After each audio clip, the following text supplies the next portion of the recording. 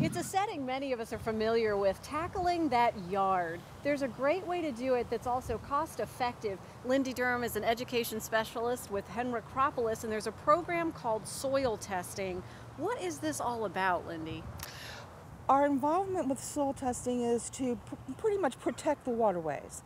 Not very many people know that if you over-fertilize, fertilizer washes off your lawn, ends up going down storm drains and into the waterways. So we want to help Henrico citizens save money so they don't buy too much fertilizer and protect the watershed at the same time. Well said. It's hard to believe that protection starts in the yard. How does it work? What do you do? Citizens will request a soil test kit, either from the Extension Office or the public libraries.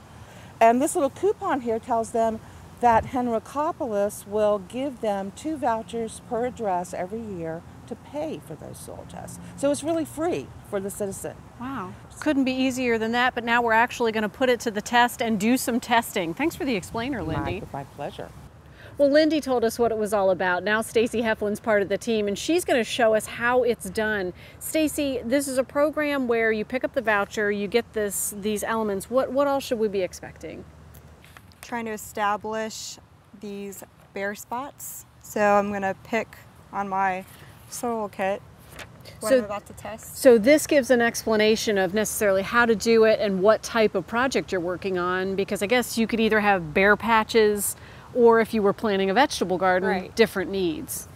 Yep, that's correct. So gardens, we can do shrubs, fruits, but right now we're gonna test for maintaining grass and bare spots. Okay. So what do we do?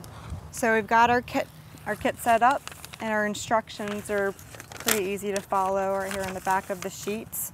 And the first step is to find a spot. Make sure that the soil is dry and not super moist. And we're gonna dig about 4 inches. And you've got a nice trowel there with Yes, actual measurements on it, which makes it pretty handy. Yes, according to the kit, it needs to be about 4 inches.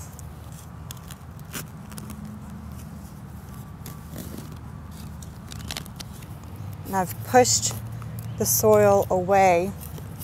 And that's where I'm going to take a sliver of about 2 inches wide. Put it into my bucket. And I'm going to do this 4 other spots.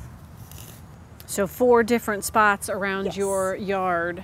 So about 5 spots where you're testing, like the front yard or an area of the garden.